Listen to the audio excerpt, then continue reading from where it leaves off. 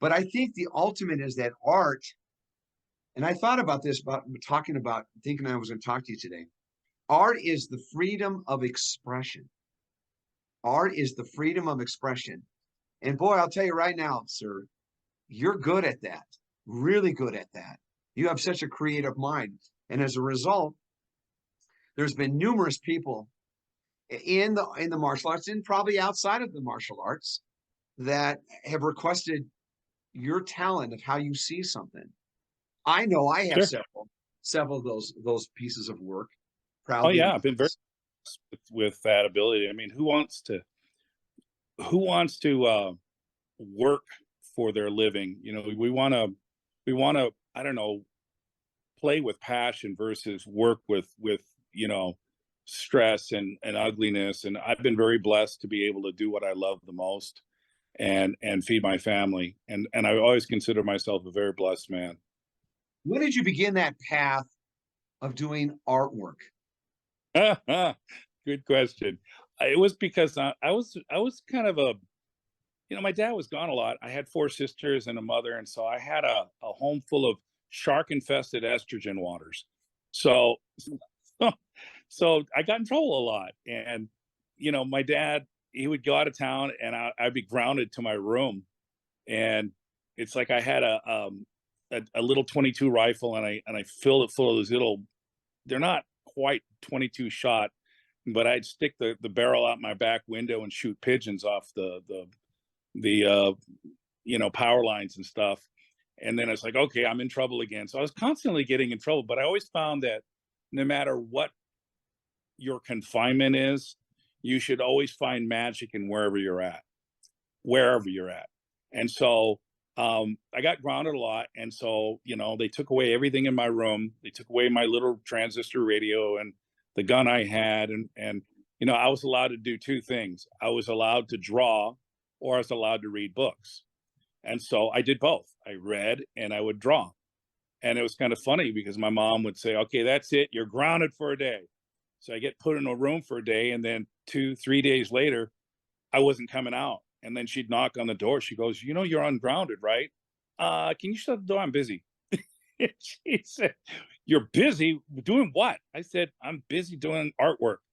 And so I found my never land. Like, you know, you just, the place that you could go where it's happy and it, you know, nobody's telling you it's good or bad. And I didn't draw because I wanted people to like what I did. I drew because I was happy in that space. I was creating something, I had envisioned something, and I was willing to put in the time to do what it took. And if it took me 3 days to do something, I'd do it. And that carried on through my whole life. I remember when I was in college, and you know, we would have our artwork critiqued because I was in art school. I was attending school in Hawaii, and our college professor would say, okay, you got the weekend to do the artwork, minimum of 3 hours, put it up on the board or the easels, and we'll critique it. And everybody would make a big deal about my artwork. You know, they go, Parker, how come your artwork is so fantastic? Your artwork is amazing. And I go, I can tell you why you failed. Why? I said, because you didn't even put 3 hours into your artwork. It said minimum of 3 hours. And I think you did about an hour, hour and a half in the piece of artwork. Yeah, well, you know, I mean, if you can get it done in less time, I said, that's the problem, is that this isn't a job. This is your career that you're focused on. And I said, ask me how much time I spent. I spent a total of 40 hours this weekend, you know, Friday, Saturday, Sunday. I spent 40 hours on my piece. So that's why my pace looks different than yours. They're like, well, you only had to put in a minimum of 3. And I said, I know. But, you know, here's the deal. If you think about the business of education, you can go to 100 different colleges and get an art degree. But if you don't have a good portfolio, nobody's going to hire you. You know, the colleges will charge you, and they'll say, okay, yeah, we'll charge you. You know, here's the art degree from this college and from this university and from that. But if you have a poor portfolio, nobody's going to hire you. And so I put my time in. I believed in putting your all into whatever you choose to do, whatever it is. and I've always been that way. And I got my dad to thank for that, and my mom. My mom influenced me there too. Amazing. And if you think Yeah. about it, how it just rolls over to what you're doing now.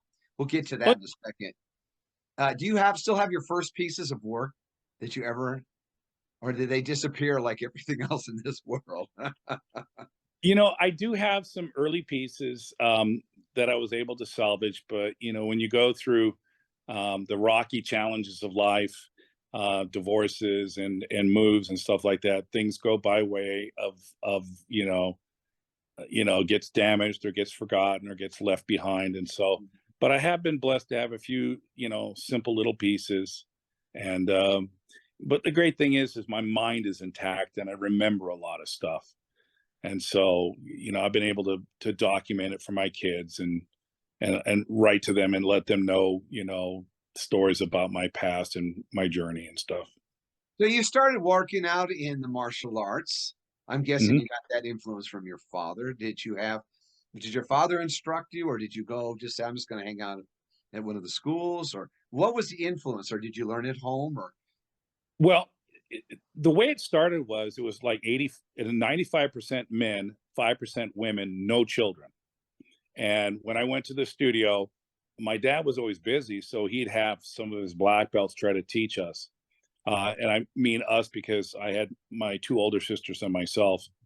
And because there was no kids program, it wasn't really structured for that. Um, One of my teachers' name, and I love the man dearly, and he's a good friend of mine now, even though I haven't seen him in a while, but I still feel myself close to him now, is Huck Planis. And Huck and I, my dad told him, "Hey, Huck, run the kids through some lessons." And when you're on a mat for 2 hours doing step drags as a kid, you know, you might as well have your skin flayed. It's about as painful as you can get. There's nothing fun about it. And you can also tell the bitterness of an adult who doesn't want to be around kids.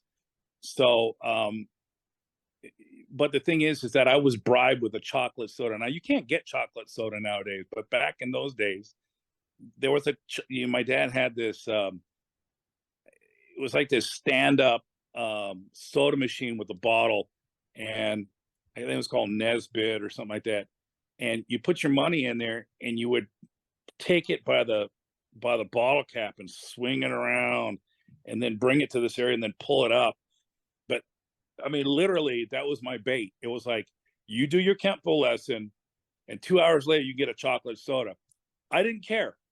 I was going to get that chocolate soda no matter what. And so, if it meant 2 hours of step drags, I'd do 2 hours of step drags. Did I like it? No. But did it matter? No, there was a reward. And that's all I cared about was that reward. And my dad saw that it wasn't for me. And so what would happen is he'd go out and he'd have us try it for a couple of months, and then he'd let us go and then try it again a year later and a year later.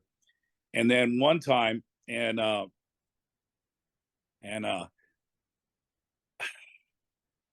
this is an odd story, but it's life. So what happened is, when you're running a business, you try to promote your business. So my dad, he promoted the business at my junior high school, and it was a place called McKinley Junior High.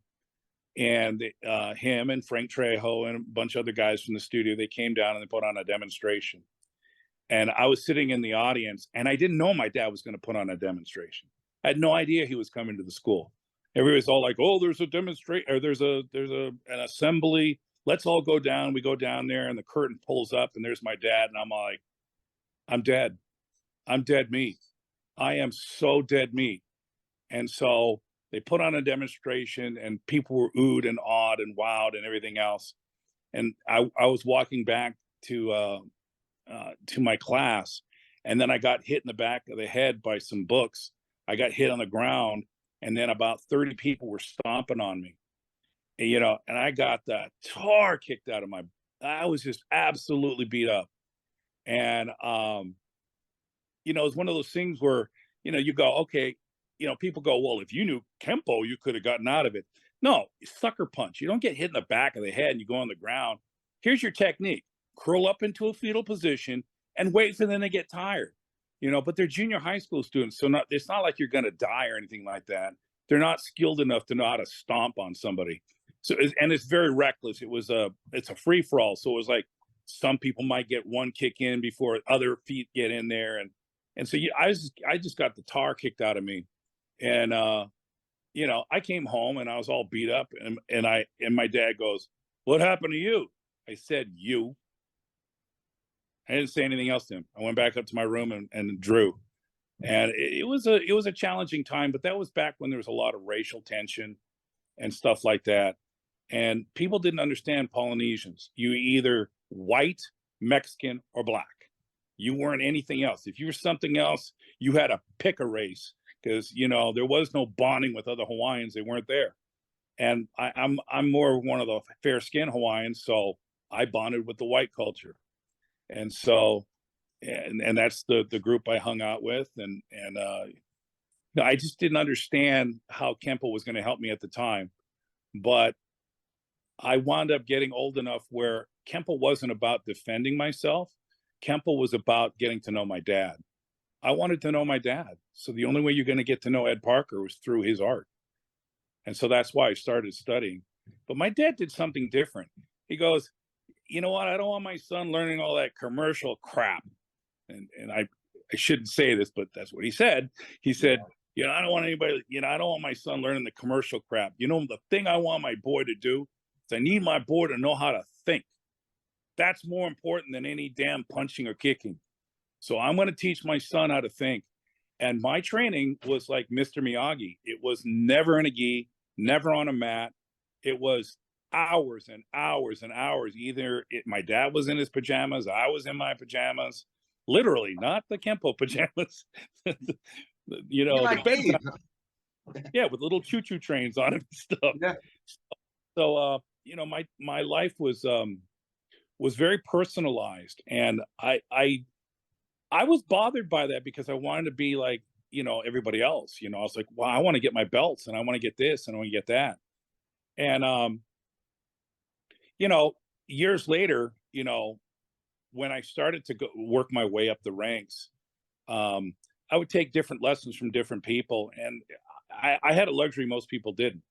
And that is, if I didn't like you, or if I didn't get your vibe, or you didn't get my vibe, you were no longer somebody I wanted to learn from. And so I went through like 100 people, I liked them or I didn't like them. Some of the people I absolutely adored and loved being around and learned from was Frank Trejo. I loved Frank. I mean, Frank was my older brother, and I absolutely adored him. And he was a great teacher. In my adulthood, I became really close to Huck Planis. I trained a lot with him. And then from my high school years up, I spent a lot of time with Ron Chappelle.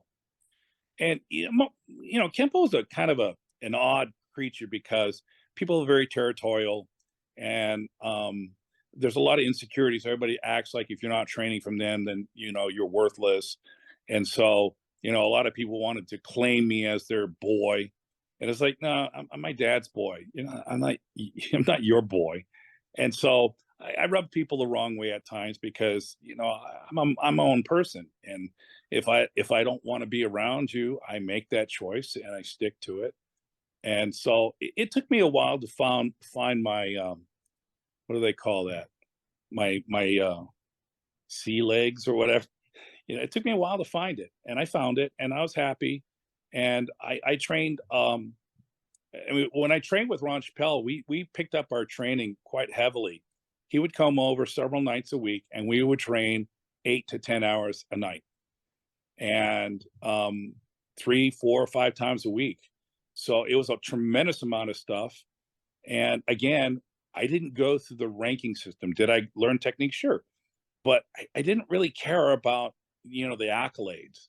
It just I wasn't raised by my dad that way.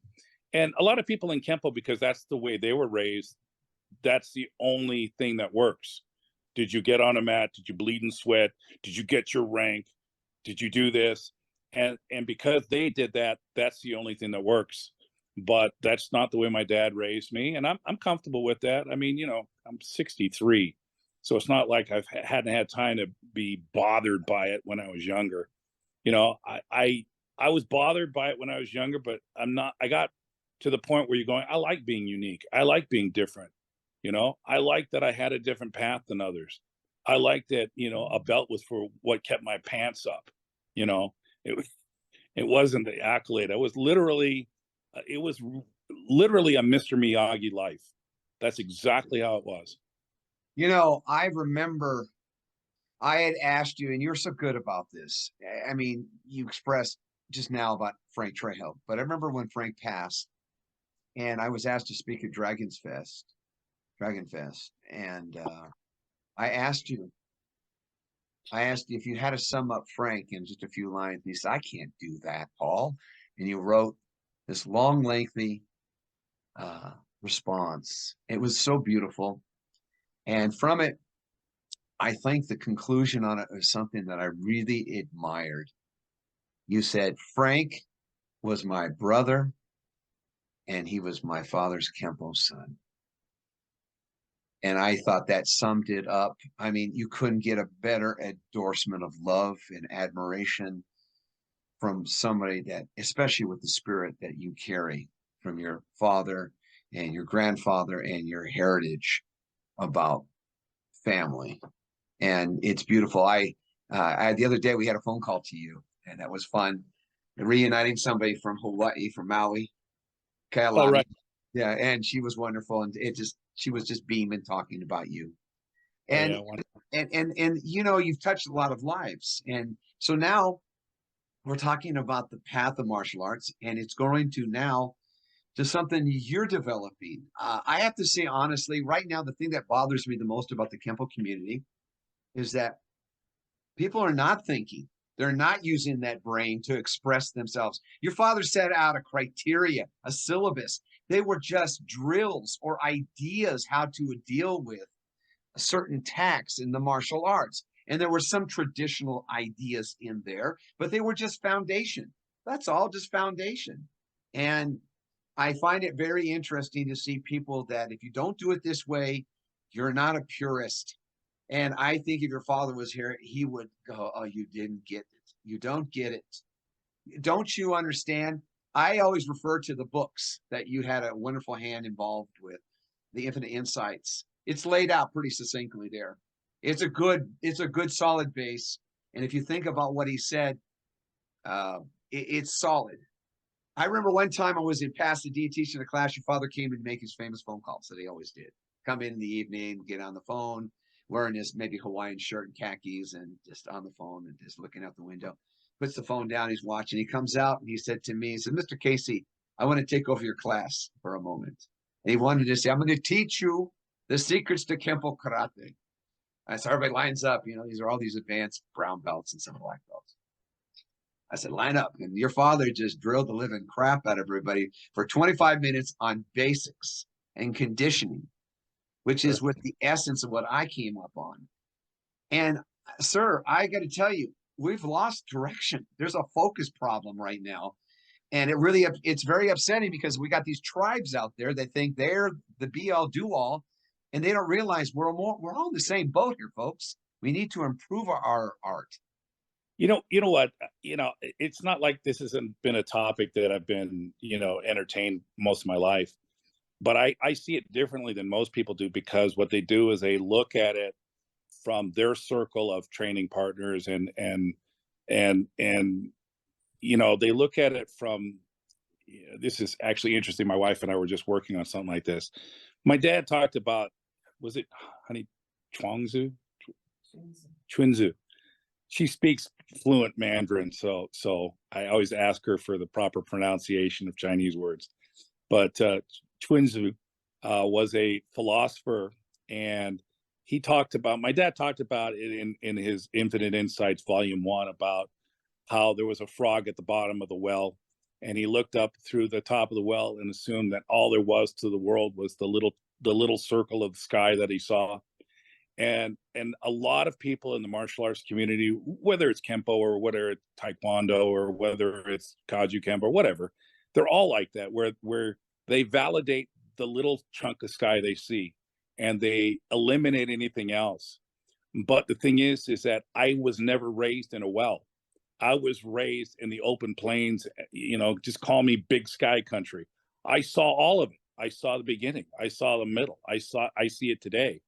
And what I see is different than what most people see. What I saw was different eras. And every decade there's an era. And if you look at each era, there's always two people or two types of people. There are traditionalists and there are progressives. And it's funny because they fight each other as if the night can fight the day and the day can fight the night. It's like they are what they are. They're two different things. It's like, there's contrast in all things. There's always going to be a negative and a positive, a right and a left, an up and a down, a day and a night. There's always going to be a traditionalist and a progressive, always. And they fight each other as if something's going to win. You know, it's like two dogs fighting over the ownership. Two dogs on a tail. I mean, two fleas on the tail of a dog fighting over the ownership of the dog's head. So it's silly to me because it's kind of like, are you even aware that Kenpo has gone through like 8 different levels? It was Chinese Kenpo, and so there was progressive Chinese Kenpo and traditional Chinese Kenpo, and then there was traditional 60s American Kenpo, and then there was progressive American Kenpo. And every decade it goes like that. And my dad's been gone. This is the 4th decade of him being gone. And there are people who are out there. And because it's a business, people also find a value in belittling everybody who's not part of their business. So in their business, they're the top dog. They deserve all their money. They deserve all the business.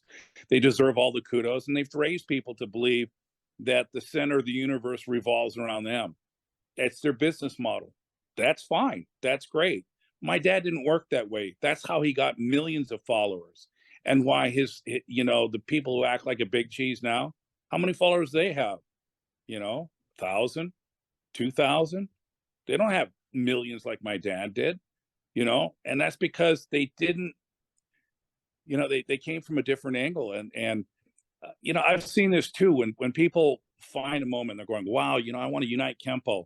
So they all get together and they say, well, let's look at the problems and let's see what we can do. And they always come with what I call the hand in the sand syndrome, where they scoop up a handful of sand. And that's their way of being friendly. Everybody come, welcome aboard, welcome aboard.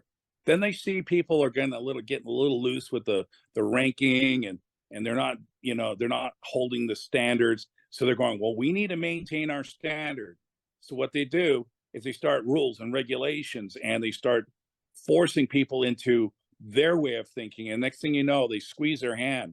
And if anybody's gone to the beach and scooped up a handful of sand and you squeeze it, it all runs out your fingers. You cannot hold a handful of sand with a closed fist. It runs out.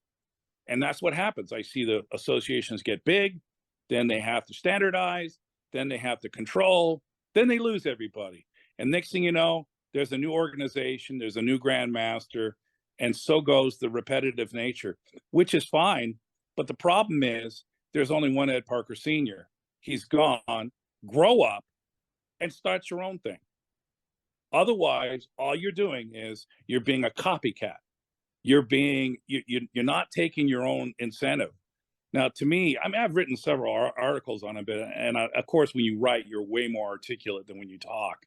So I was able to my wife's a phenomenal writer, and so I'll give her what she calls the fodder, and so I'll give her a lot of the things I feel or stuff like that, and then she re-edits it and gives it back to me, and it's a really good way of being able to express and understand the way that I see things or how I feel the industry is.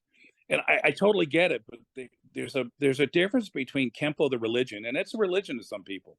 They don't have a God in their life, so Kenpo's their God, or sometimes Ed Parker's their God. And to me, he was just my dad, I mean, did I marvel at him? Sure. Did I respect him as a grandmaster? Absolutely. But he was also a human being, and I learned more from him off the mat than on the mat.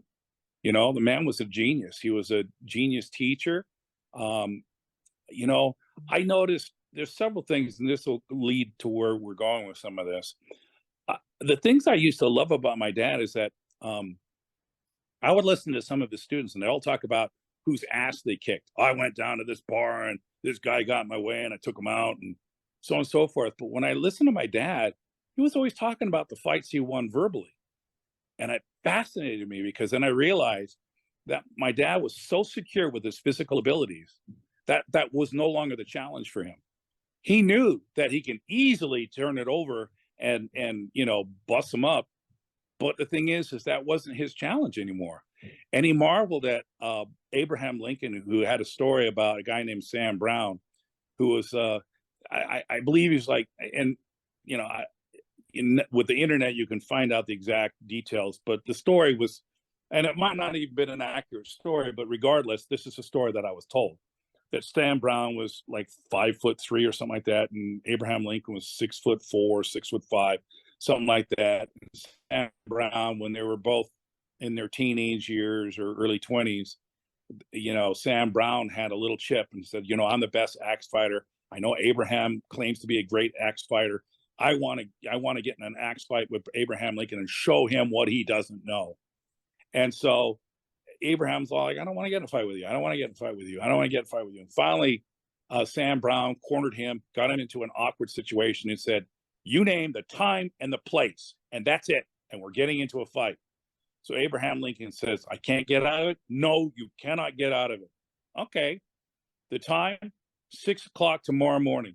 The place, 5 feet, 4 inches of water.